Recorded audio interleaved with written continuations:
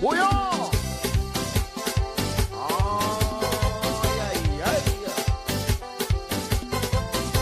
That's like a sauce.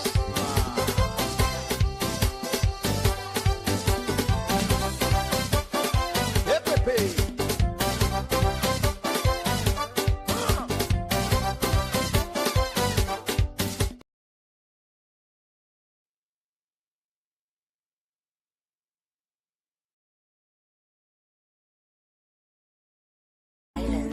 C'est incroyable.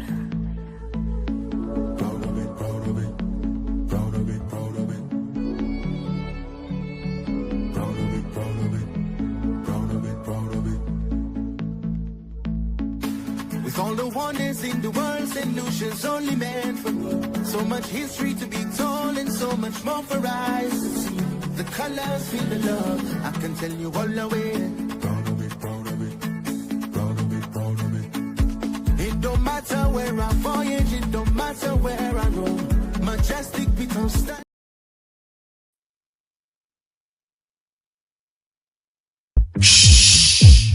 Do you hear that rumbling?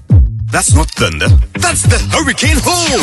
Ray of sunshine. It's $50 all-inclusive barbecue. Happening Saturday, July 12th. 193 Vernon Avenue, Brooklyn, New York. From 5 to 10 p.m. 5 hours of straight category 5. Thunderous vibes. Food flowing, drinks flowing, vibes turn all the way up. Musically, shelling the place down. DJ Speedo Meeting. Yeah, talk to me now. And DJ Bashi.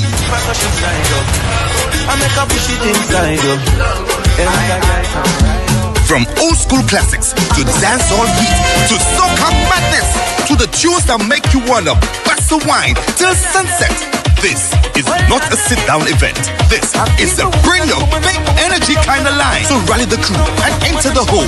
The Hurricane Hole, Ray of Sunshine, July 12th, 193 Vernon Avenue. DJ Souls and Momo present Sunrise to Summer. Sunrise to Summer. Most anticipated event for the summer. It goes down Saturday, June 27th at Legends Place, 495 East and 95th Street. Get ready for the Total Destruction crew. DJ Kev, Top of the Line Family, DJ Young G, and the birthday boy coming through. The Simpler X, live on the records of Vinci. Tickets are only $20. You'll pay more at the door. With drinks on sale and food on the house. Saturday, June 27th, Sunrise to Summer. New York, get ready. This is gonna be a movie. In this life I don't want no stress. Yeah, I just wanna have fun. In this life I don't want no stress. Yeah, I just wanna have fun. Every cent you spend, there's the ones who counting. That ain't making sense. They can't see when pressure mounting. Now my life is his, and your life is yours. I don't leave us a please. I know this I'm sure, but you don't have to like me. You don't have to like. Good afternoon, or rather good evening. Welcome to another episode of Bouyon. I am your host, of course, Peter D. And today is this very, very special day. It is Father's Day. So I want to wish every father everywhere, in every part or each part of the world, happy Father's Day. With me, I have three amazing persons, three fathers with me. But before I introduce them, I want to play a short clip. Just saying happy Father's Day to our fathers, just a short song of 2 minutes. So while this song is playing, I want to encourage you guys to please like and share the video so that persons can join us on the live. From my one. So who say man no day? Daddies, them say we don't know how to marry, we just be worried. Daddies, them say all we do is to run away from the babies. Daddies, every day we do this and that. Them say we no be responsible. No be everybody there like that. It just be funny cause if man no day, if puppy no day, then waiting we get. If man no day, if man no day, how we go exist? Happy Father's Day to you. Happy Father's Day to you. Happy Happy Father's Day to every man where they fight for their responsibility. Happy Father's Day to you. Happy Father's Day to you. Happy Father's Day to every man where they do everything for the family. Papa no they complain no, even when it's in pain. Cause man must hustle to maintain no. So show love before it's too late. Popita such another Multi-biara but mountain show love. And when you ma bonum come on Multi-biara but mountain show love. Cause if man no day, if poppy no day, then wait till we get. If man no day, me day you no go day. Happy Father's Day to you. Happy Father's Day to you. Happy Father's Day to every man where they fight for their responsibility. Happy Father's Day to you. Happy Father's Day to you. Happy Father's Day to every man where they do everything for the family. Alele.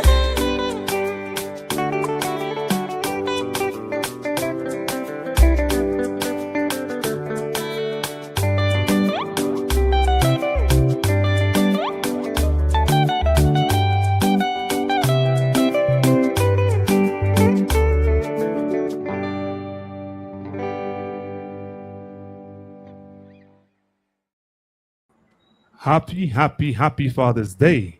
Hello, everybody. Good night. Let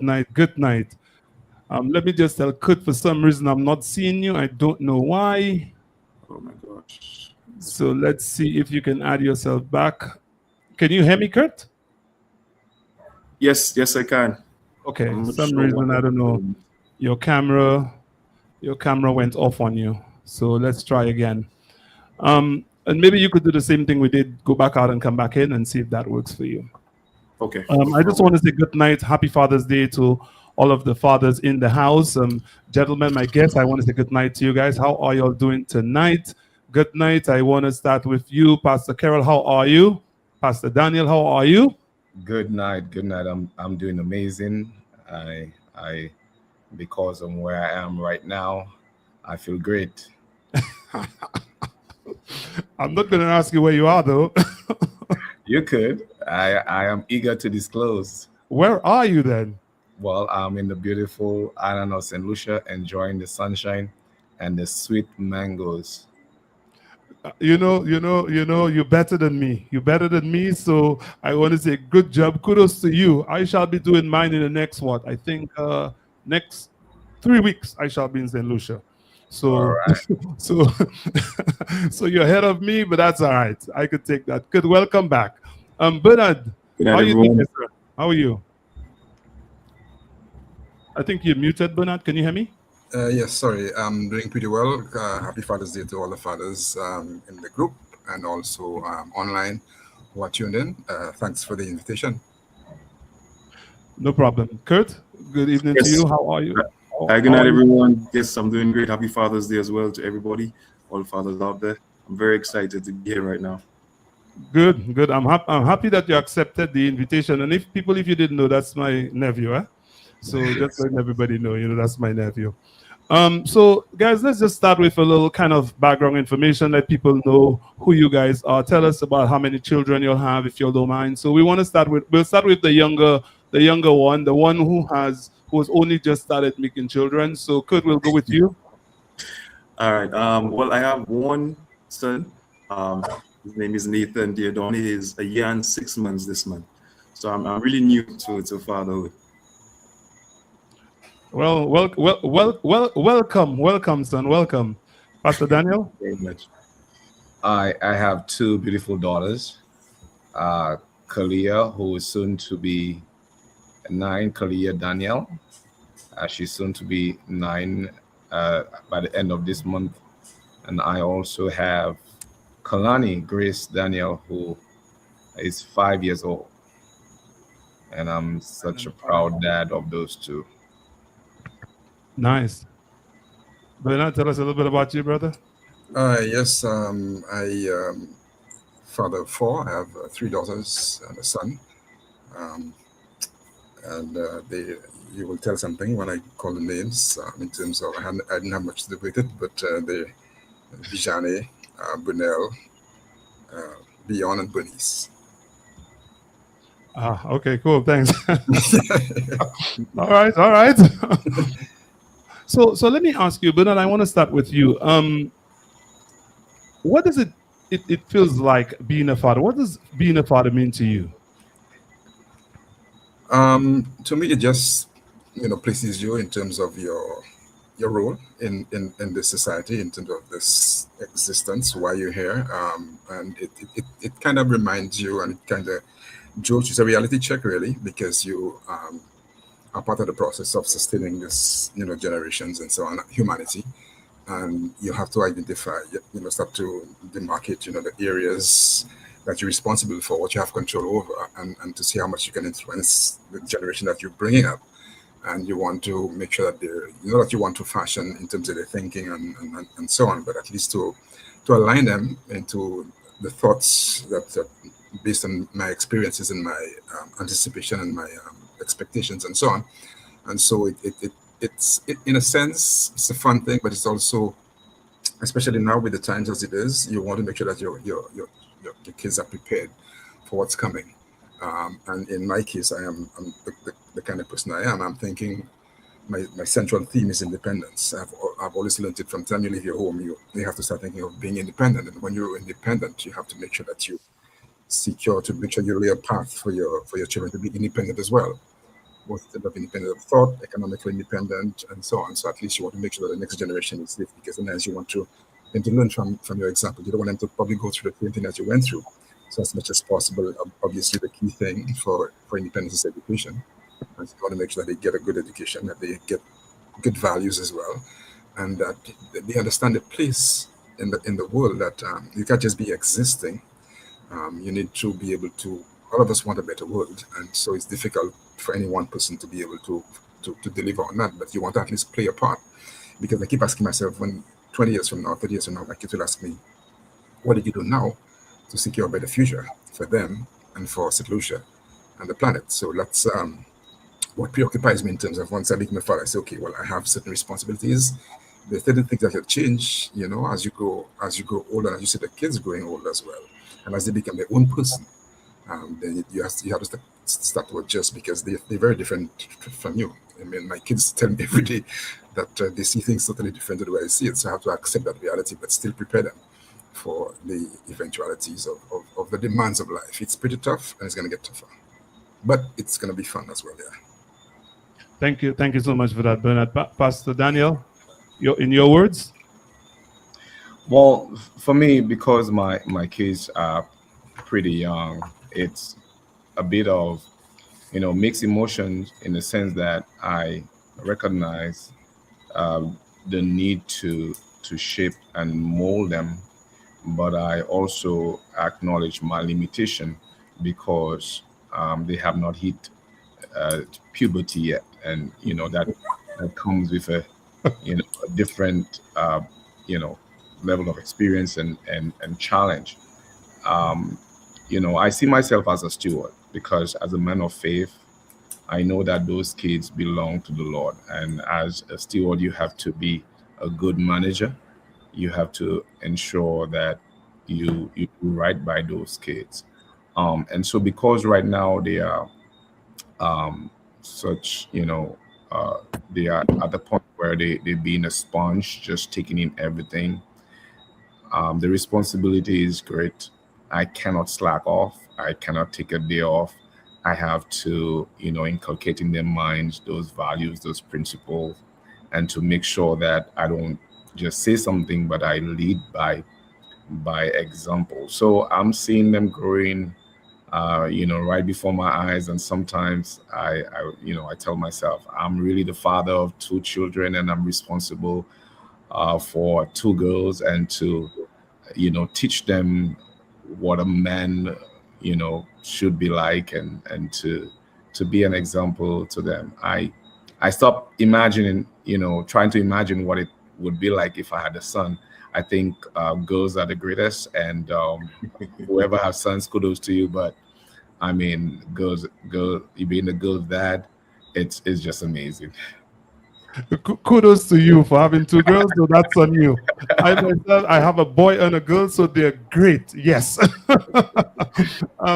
Kurt, what about you? Okay, what does being a father mean to me? Yeah. Ultimately, I think it's a sense of responsibility that there's another life that's dependent upon me, for guidance, for survival, for everything.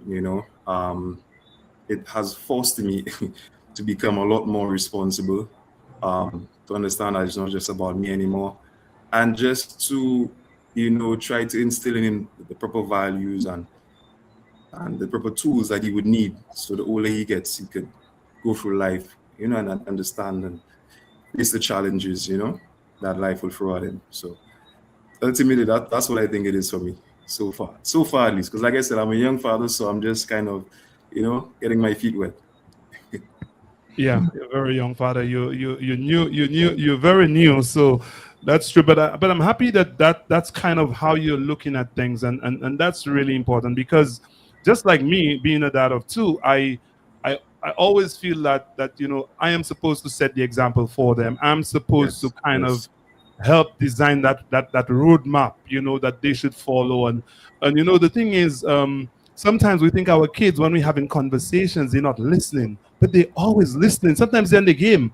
My son is playing his game, and then you'd say something, and then maybe half an hour later, he might just come back with something you spoke about earlier on, and he might just say, but so and so, and you're like, were you listening?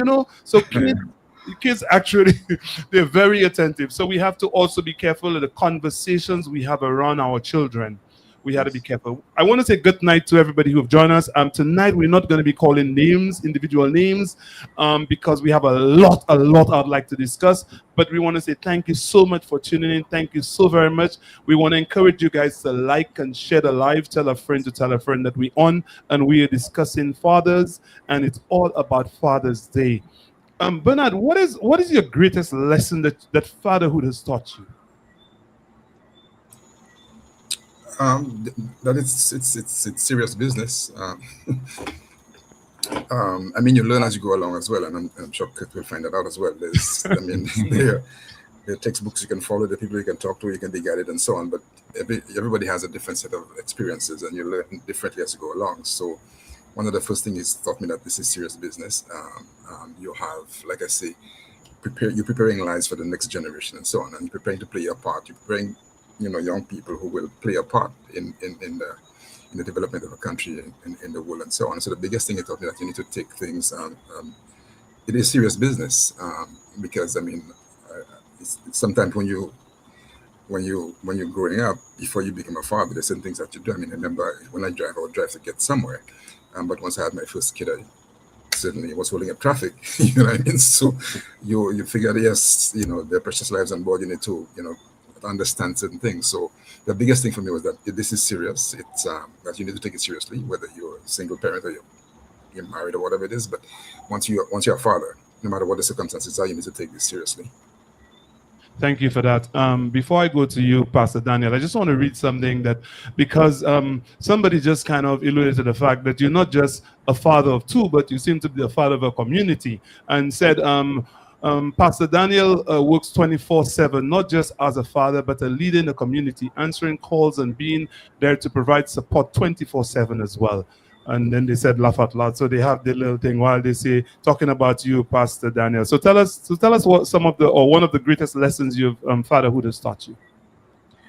Well, I am just fascinated by how much my children are looking up to their father. Of course, mom is present, very much involved, but dad is the fun dad, and I have to show up. I have been almost everything to my daughter, and I try to think about how my dad raised me and his contribution to my life and who I have become today. And there are some things that I took, and there are some things that I wanted to change. Okay, I'm not going to go into the specific things, as such, but like Mr. Bernard said, you learn as you go along. And I have a philosophy that the mind is not something to be filled, but a fire to, kindle. One of the great philosophers, he posited this concept and his thought.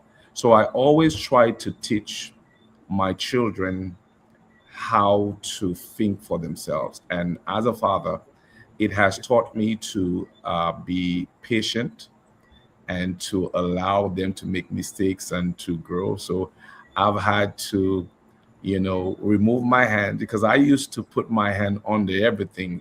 My kids couldn't fall. Last week I watched my daughter, my younger daughter, and she has a bruise on her knee. And I'm like, when did that happen? I don't think it was under my watch.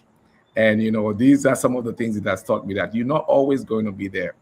And if I should share, 2 weekends ago, my daughter, who has always been asking me to preach, right? She's the older one. Daddy, I want to preach. I know I can preach, and we go back and forth. I always have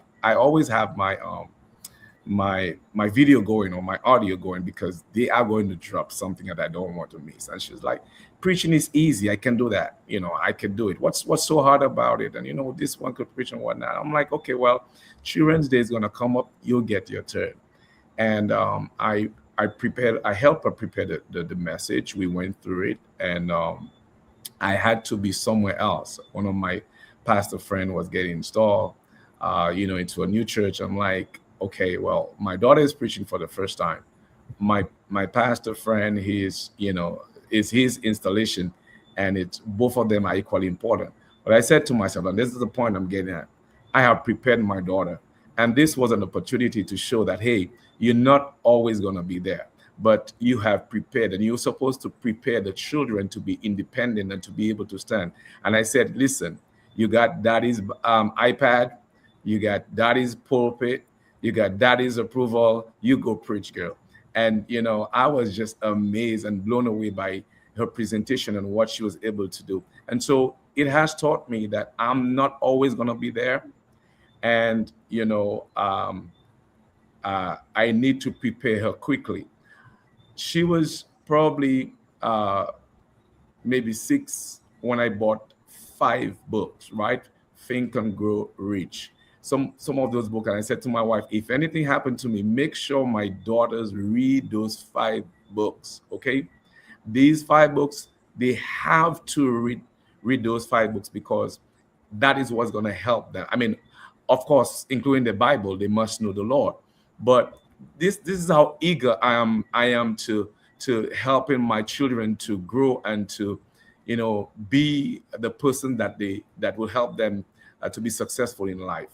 These 5 books are somewhere tucked away at home. And I said, if anything happened to me and I'm not there to say, read this, that is going to help you through life, make sure my kids read these books. Thank you for sharing that. Thank you so much. Kurt, the new dad man is here.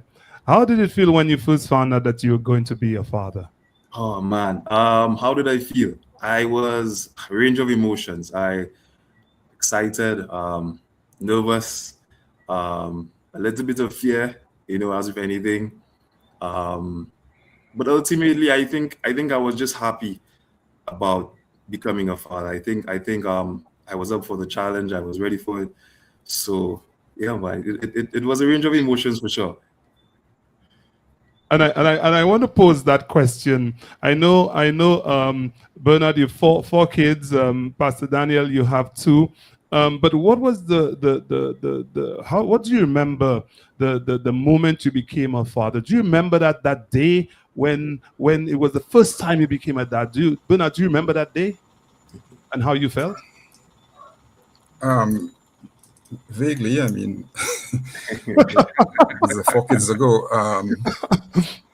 Because it's a life-changing thing in a sense. I mean, I don't remember the exact day to say this is the day and so on, but it's a life-changing thing. I mean, well, in my case, I wasn't married, so you get the news that yes, you're going to be a dad. It's first of all, because it's never planned. Even if you anticipate and you're thinking along those lines. So you have to, first of all, deal with that reality that, okay, wow, this is really happening. And then now you have to recover very quickly in terms of, in my case certainly, and try to figure out, okay, well, this is a reality. Now I've learned to just deal with my reality as it is. I don't know if you play cricket, but I've learned to just deal with the pitch that you have. You can complain about the pitch. So this is a situation that I have to deal with now. So let me deal with it as quickly as possible. And so I had to make quick adjustments because I know this is a serious thing, and you want to be supportive and so on. And so it was, just overnight you have to accept and say, all right, well, this is the reality. This is the new playing field. So I have to deal with it. And so you just said very quickly, and you're excited about, the prospects and so on. Because by then you are mature adult, and you basically, no, this was expected in a sense. So it's not complete surprise, which is the timing probably took you off. But, you have to just deal with it and go with the flow. Sure. How about yourself, Pastor Daniel? I'm not sure if you're ready for my experience, but and most of my experience would surround the firstborn, because after the firstborn, you're like, okay, well, I've been there, done that, and persons accuse you of not being so excited when the second, child come, and they would often say things in the local parlance or vernacular, never see, come crazy, that kind of thing. But we were ready for our child, our daughter. We were not sure what, the child would be, but we had planned it. We said, we're going to finish education. Some persons have their children, and there are persons whose children are graduating and have graduated, and they're, persons my age. And kudos to you. In part, I envy you, but sometimes life is lived, you pursue different path. But we were ready. So I was waiting, and I thought, after 6 years of marriage, we said we're not going to have any kids, anytime, right away.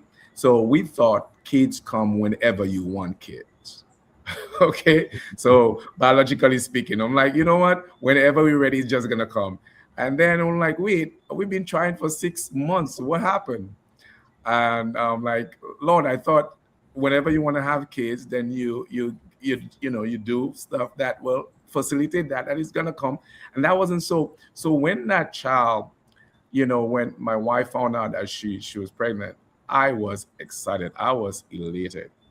And I remember, fast forward 9 months, this child was being born at the hospital, and 2 o'clock in the morning, this child was born. That morning, when I went to my car, because of where I was packed, the window had been broken and somebody had burglarized my vehicle, and I couldn't care less. You could have stolen the car. I have a beautiful bouncing baby. I don't care what you did. And then I started posting on my status, and people who have gone before, like, okay, well, you're going to see just now.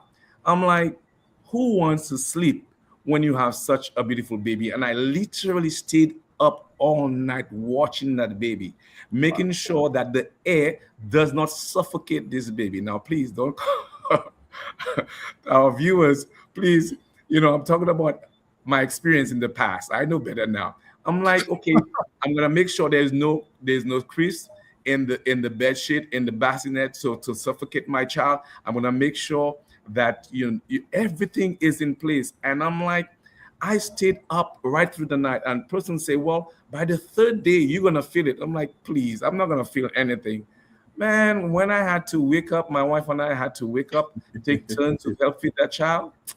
Listen, my wife on the third and fourth shift was like, you did not wake up. Like, I'm tired and whatnot. So that was my experience. I was so excited. I thought I was invincible in every single way.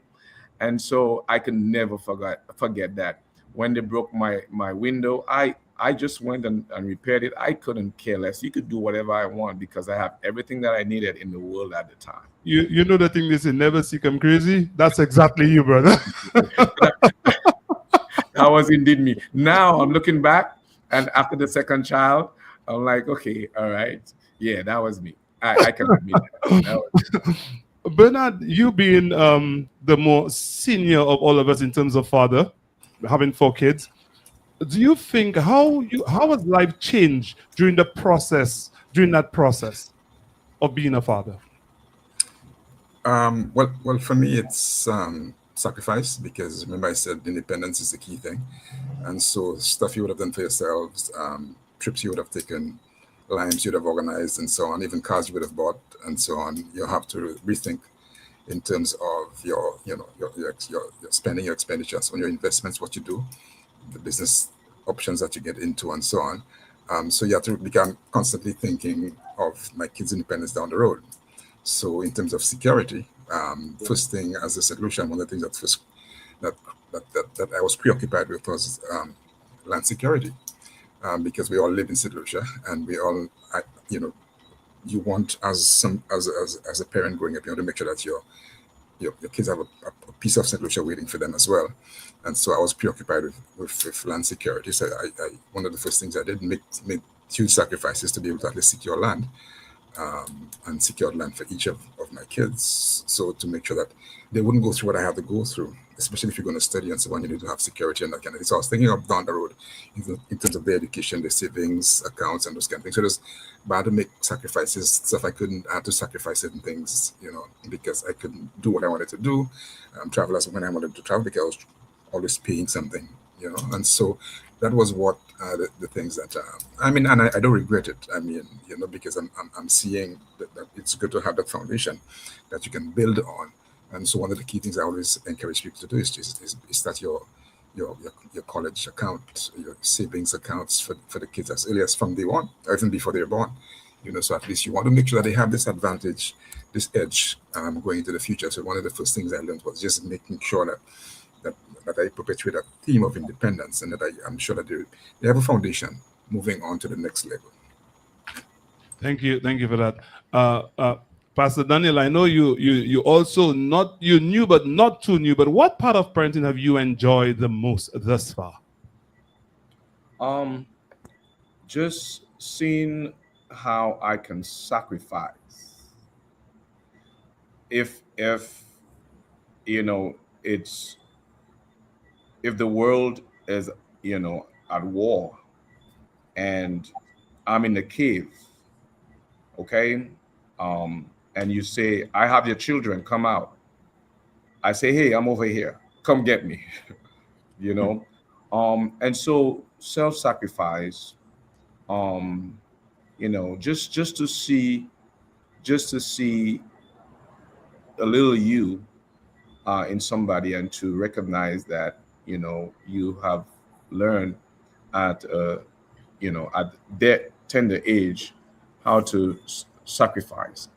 I think I've had this conversation with my wife, and sometimes the challenge between your understanding of your commitment to your spouse and your children when the children are young, there's a challenge. And then my wife will be like, well, if you have one piece of bread, who are you going to give it to? I'm like, that's a trick question, but wouldn't you want me to give it to our children? Kind of thing. And so it teaches you how to sacrifice, and it also challenges you to see how you can, without reservation, put somebody else before. And it, in that regard, I must say that that's one of the things that it helps me to recognize. Thank you for that. Kurt, to you, what's been your biggest adjustment? Is it lack of sleep or changing the diaper? To be honest, I think the biggest adjustment is the lack of sleep. The first few months when he had to wake up every 2 hours, I think it was, for feeding, etc. That kind of took a toll, that was a shock for sure. But as time went along, you get into the group of things, you get into a routine almost. It became easier, and it became like clockwork, and here we are.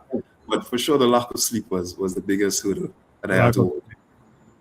Yes. Okay, cool. We want to say again, good night to everybody. I think Beverly just said having kids is like having your heart outside of your body. That's a good one, right? That's a really very good one. Bernard, let me ask, if you could go back, what would you do differently, if anything? I the way I live life is I see everything that has happened to me as something that was probably expected, predicted, prescribed. And so, like I said, I try not to regret things that have happened in life. And so I don't want to rewrite the script in a sense. But I mean, some of the things that I mean, if I had to, I mean, I'd probably be more steeped in fatherhood and so on. Because, like I said, you were learning as you go along. And so you didn't, I wasn't technically prepared, you know, for the role to say, oh, I'm ready now and let's roll. And so I would have probably done things differently. This is how you relate to the kids and so on. I mean, you deal with them as team members because you're basically building a team in the family. And so everybody has a role to play in the team. And so you go in with that. And I would have paid more attention to individual, you know, to individual needs of when I say needs, not technically what they need, but just the personalities and so on, just to pay more attention to because everybody's a different personality. And I'm learning very quickly that all my children have different personalities that you have to deal with as they go along. And they're finding their own personality, so you can't force them to be a clone of what you are, your thinking and your thoughts and your values and so on as they go along based on the experiences that they have, what they're exposed to and so on. You have to learn to accept, okay, this person is a little different and you have to deal with it as it is, especially as the pastor was mentioning, when you have daughters see things differently. So you have to basically work with your daughters as they are. So they basically will dictate a lot of things to you and you have to go with the flow. And so I've learned that, yes, certainly you have to treat your daughters differently in terms of just not only with kids gloves in a sense, but just to make sure that you understand them because there's a lot of sensitivity that you have to deal with and so on. And so I probably would have been a little more attentive, but sometimes, like I say, we go so far so good, and I go with the flow, and I hope that it's a learning process for me. So I'm still learning as we go along. Thank you for that, gentlemen. You know, we've heard a lot because when it comes to murders, they're not wanting us to go into murders, but when it comes to murders, it is always this massive celebration. When it comes to Father's Day, it's always that low-key kind of thing, and you know, sometimes we talk about fathers not being involved and fathers not being present and fathers not taking part in what's going on in the kids' life. And I wanted to make a comparison about fathers of long ago. How do you compare fathers of long ago to now? Do you think fathers before were tougher? And do you now think that fathers of today are more involved in the lives of the children? And we'll start with you, Pastor Daniel.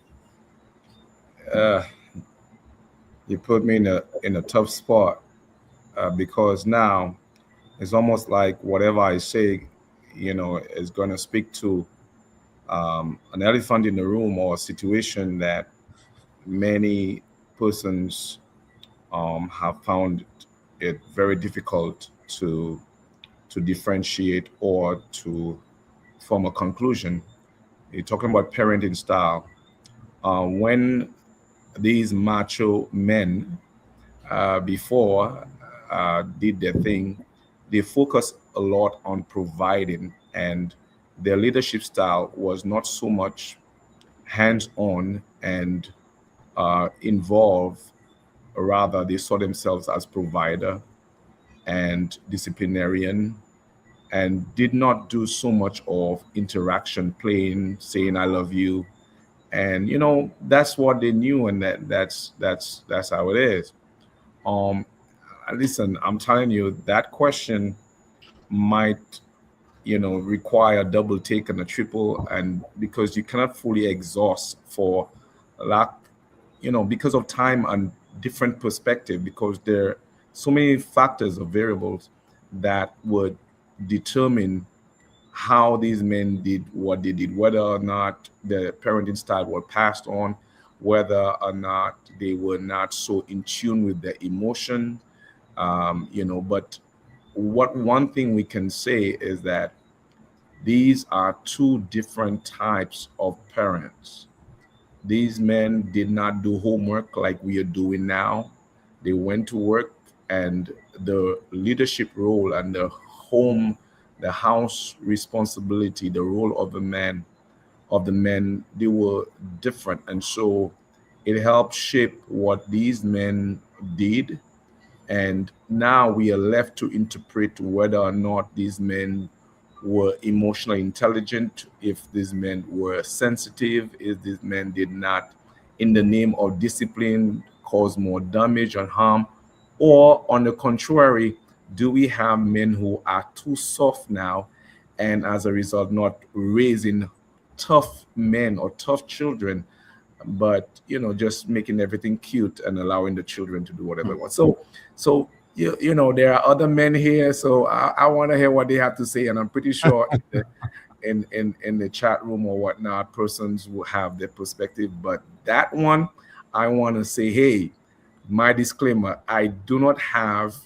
the full perspective on that one, because it's something that we can spend hours talking about, mentioning every factor and why it may have been so. Thank you. I think that's a great perspective on it, to be honest. I don't think there's a right or wrong way. I just think it depended on the time as well, and how probably they were even brought up as well. So I think there are a lot of factors involved. Bernard, do you want to share your 2 cents on this one? Yeah, I mean, it was a different era altogether. Well, first of all, I didn't grow up with my father, so I grew up with my stepfather, and maybe I can make a picture for stepfathers. I think I have the best stepfather in the world, and so we need to have a stepfather day as well to celebrate that. But yes, I mean, I'm not saying we're not disciplined now, but it was stricter in terms of the discipline at the time. Now you can talk. You can't discipline your kids the way you were disciplined. So that's very different in terms of just how you approach things. I mean, I never hugged my father or my stepfather ever. Now your kids are hugging you all the time. The kind of jokes that they will give with me, they will poke fun at me, they will mock me and stuff like that. I couldn't do that with my father or my stepfather. So that's a different thing. I appreciate that upbringing because it gave you the discipline, it gave you the focus. In terms of my father, was workaholic. In a sense, he always looking out for his family. So he was always. So what I knew of him is he was always working, and so I got some of that work ethic in terms of always doing something to improve your family and so on. And my father was always focused on that and making sure that everything's for the family and so I have a little bit of that in me, and so I accept that the time's different. The way we spoke and so on was different too. There was more difference in terms of just how you spoke to your father. Now my kids are a little more open in conversations and so on. So I accept that reality, that's what it is. And so, but I don't regret the upbringing that we had. It was tough. It was more disciplined and so on in terms of how they disciplined you. And now it's different. You can't talk too rough to your kids at this point. You have to basically try to understand them, try to reason, and like they say, if you play cricket, you let certain things go outside the off stump and so on. But that's the reality. That yes, different, but we have to deal with it as it comes. Thank you for that, Bernard. Kurt, you want to share anything on that? What is the question again? I was just taking in all the information. We were kind of making the comparison, fatherhood of long ago, before, right, and the fatherhood of today, and wondered what are your thoughts on those two style of parenting, kind of. Okay, well, fatherhood. I mean, I'm fairly young myself, so I don't have much to go back on in terms of life experiences. The most I would say is that, like the two previous gentlemen said, things are a bit different now. So fathers from before were a lot more strict. If you look around, I mean, even in St. Lucia, you see the whole dynamic of how kids are a lot more, what's the word? A lot more free, right? As compared to previous times. So I would say the fathers of today are a lot more softer in the way they handle the kids. They're a lot more emotional. They're a lot more, if I might say so, caring. I hope I'm not too forward in saying that, but that's my perspective of things. Okay, all right, thank you for that. And again, I think Pastor Daniel alluded to that. It may not be that they were not in touch with the emotional side of things, but maybe it's just the way that they showed it, right? Because I think fathers of long, even now, we are providers. Don't get us wrong, but I'm saying maybe before, maybe parents or fathers felt, I'm going out there to make some money and bring money to the house and to feed the family. And maybe they didn't take enough time to understand the emotional needs of the children. One of the things for me growing up, I didn't think I heard enough is that I love you. I didn't hear that enough. And one of the things I've always done is to always tell my kids how much I love them. And if you ask my daughter, my son today, what is something that your dad always says to you? And should say, or he would say, I love you. I'd call my daughter all the time and say, Lucas or Eden, come, I want to tell you a secret. Oh, daddy, I know what the secret is. What's the secret? I love you. I just want to make them know that I love them. I really, really love them. And I say it, and I actually try to show it as well. Rachel Smith just said, how can you go with the flow? I think that may have been in connection with a question that Bernard was answering. She always is speaking as a mom with both boys and girls. And then Glenna just said, there's no handbook to parenting. I'm happy when fathers take the time to play a pivotal role in the children's life. Fathers play a vital role in the children's success, both at home and at school. And Bernadette says, Happy Father's Day to all the wonderful fathers in the world, especially Peter D. and Kurt. Thank you, Auntie. Thank you for that. I had to read that one. My aunt was just bigging me up there. Let's talk a little bit about, in life, we're all busy. We're all doing different things. We have our jobs. We have different things to do. I know Pastor Daniel is very involved in community and have so many different things doing. Bernard, you as well, Kurt, you doing your job. How do you balance being a father and also with the demand of work? How do you balance it? And Kurt, I want to start with you. How do you strike that balance as a young dad? I try to ensure that, I make time for my son. As you mentioned, I have full-time employment, plus I have another business that I run that my late brother left for me. So there's often times when I can't be out of the house a lot. So when I am home, I ensure that, if whether he's asleep or awake, or especially when he's awake, I play with him, I read books to him, we run around the house together. So I try to ensure that every day I spend time with him, I play with him, I have that connection, and he knows that daddy is here and I will always be here, that kind of thing. So that's what I try to do. Thank you for that. Bernard? Well, that's one of my biggest challenges. Remember, I did say my father was a workaholic, and so I've taken a little bit of that. And it's one of the things that I wish. There's always work, but you do have to make a sacrifice. And sometimes you miss certain things, some key activities and so on. And that's where a very supportive mom and wife comes in terms of, helping to fill some of that role. So I must admit that's one of the things I have challenges with, because when you work for yourself, you constantly have to be at work in a sense, and especially when you're working for your kids, you have to make sure that the business succeeds, that you make sure that you're living up to your end, especially if you have clients and so on. And so that has been one of my challenges in terms of not always being there, but I've always showed support. I'm always encouraging, and I'm always giving advice and always facilitating as well, because you would make sure that if they're into sports or whatever it is, you try to make sure that they have the facilities, or you get them, because you have to drop, pick up, and all that kind of thing. You want to make sure that you're there. So I'll probably drop you at the dance recital. I may not be there for the entire show, but I dropped in a picture up and that kind of thing. So it's one of the areas that I have struggled with in terms of always being there. I wish I had the time to always be there, but I have always given support in any way I can, and so I am still working on this. It's still a work in progress at this moment. Thank you for that, Bernard. Thank you, Daniel. Yeah. Before I answer that question, I'm hoping that you would be able to indulge me for a second, because I am eager to give a shout out to all the stepfathers. As Bernard mentioned, the stepfather, and jokingly sometimes we say kiss priest, beau-père. Let me tell you something. There are men who were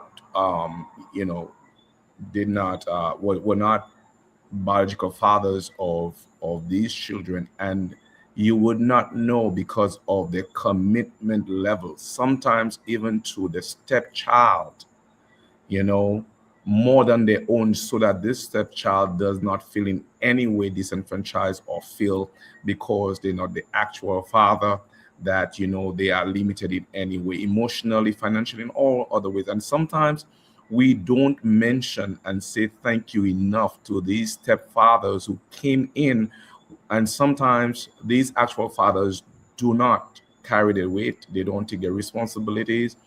And I did not grow up with a stepfather, but I never fail as a community leader and a church pastor. I never fail to acknowledge there are some great stepfathers, right from, you know, a child, toddler, way up to college, and funded right through without asking or expecting anything in return. And if I could have, you know, ask everybody to give a rousing round of applause to these stepfathers today, among everything else we'll talk about, I just want to big up the Kiss priests.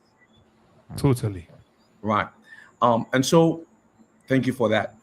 The challenge for me, like I mentioned, we were at a stage in our lives where we had gotten certain things out of the way, like education out of the way, in part, at least what we thought would be okay. So we were more prepared to have children. And so we didn't have to juggle so much, you know, having children and work can be so busy, except if we wanted to pursue other things. And a couple times we failed miserably, where, you know, mom-in-law or family or friends or church members had to come in and to help assist us in our absence.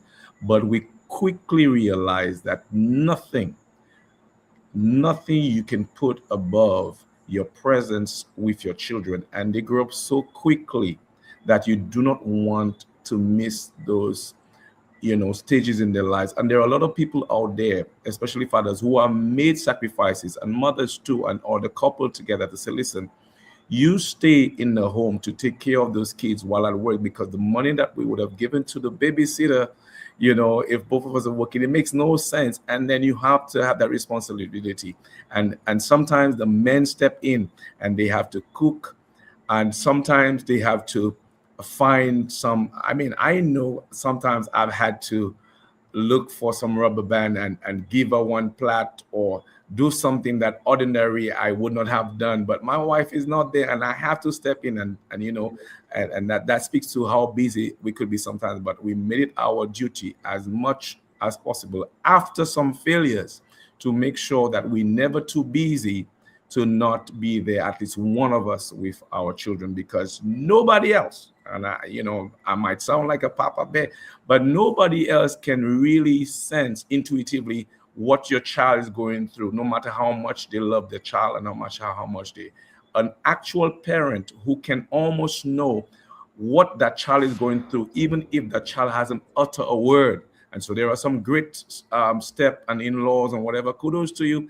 But as much as possible, juggling, making sure that you are present. And in some cases, if you have failed and it's not too late, you can have some kind of, you know, adjustment and do it well. Thank you for that, and that is so true. But like anything else, all good thing must come to an end. And Simmers Bouya, let me tell you, the time just flew by, guys. It's almost like we haven't spent an hour here, right? We've been here almost an hour. You know, it's just crazy when you're having a conversation and it's flowing. It just feels so good, you know. Let me ask that question, and I'll start with you, Bernard. What legacy would you like to leave for your children? How, in the next 20 years, when your children speak of you, what would you like to hear them say?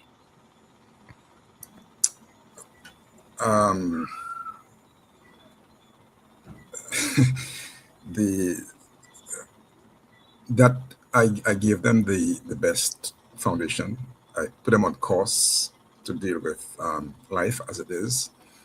And they tell you now, because like I think somebody mentioned earlier on, you say certain things to them, and I think somebody mentioned 30 minutes later, but like 3, 4, 10 years later, they start repeating the things that you said to them, and you said, okay, well, they were listening when you thought they weren't listening. And so I'm hoping that they were listening. And especially, like I said, one of my key things is independence, not just economic independence, because I want them now to start thinking of independence for their children as well. So, and my thinking of independence, if you're from St. Lucia, wherever you're from, that you need to own a piece of your country. So I'm thinking that they should start now. I've been telling them that start to prepare for your kids to make sure that they have a piece of St. Lucia. So start thinking of saving to buy. So what I'm hoping that they will understand is the values that I try to instill in them, to just be kind to people, to especially people who are less fortunate than you, trying to assist, trying to help as much as possible. Always think of your role in terms of helping to improve the quality of life for not just yourself, but for other people around you. And so to care as much as possible. I want my children to care for other people, especially solutions and people that they grow up with, and so on, to make the community a better place. And I'm hoping that they will say that I give them a good grounding. But even as we speak, they're mocking me about certain things. Like if I want to try to preach punctuality to them, listen, you have to get to school on time, so let's leave on certain time. To figure I'm harassing them in the morning. But I'm trying to get them to understand punctuality is key, because when you get to the world of work, that's one of the things you need to understand. And so I'm hoping that I'm happy that they're kind of listening now, even 10, 15 years later, they will repeat what you're saying. And I'm hoping that they will start to pass that on to the next generation. So I'm hoping that they will say that I give them a good grounding and a good foundation. Thank you, Bernard. What about you, Pastor Daniel? For me, I want my kids to say that Dad was there, and that not only I was good to them, but to the community. I believe if my kids could say Dad was a good husband to Mom, a good pastor to the community, a good father to us, that would mean that I would have done well, for the most part. And like I said earlier, I see myself as a steward. Those kids belong to God. And I want to know that God would say, well done, son, for raising those precious jewels that I gave to you. Thank you for that. Kurt? You're muted. Unmute yourself. Apologies. Yes. That's all Yes. right. Can you hear me clearly now? Yeah, we can hear you. All right, good. Yeah. What I want my son to remember is that Daddy was always present. That he understands the importance of family. He understands the importance of caring about people. That he fears the Lord. That is very important. And just that, that I was there and that I loved him and I cared about him, and instilled the proper values and ethics in him so that he could be a positive contributing member to our society later on in life. So yes, that's the Thank you for that, Kurt.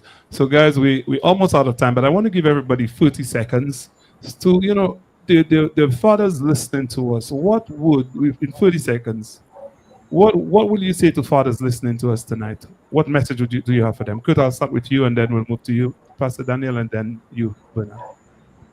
Being there is very important.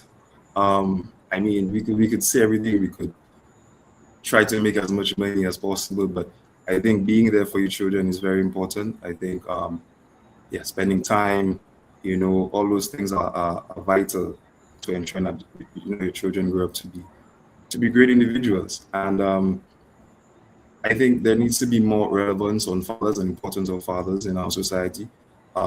We're seeing the effects. I like to think so, of the lack of fathers in our modern day society in St. Lucia. So I think there needs to be more importance on fathers and fatherhood moving forward. Thank you. 30 seconds, Pastor Daniel. Well, I believe a man must examine himself and know what type of man he is and who he is.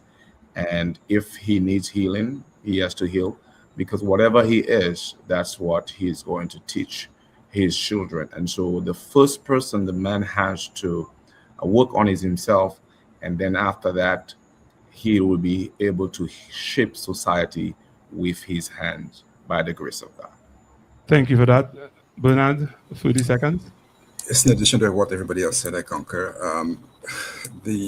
Especially fathers and young men and boys, respect each other, respect the girls, the women in your life, and so on. And I think to me that's the key thing: just respect each other. But especially considering what's happening, we have to respect our women. Yes.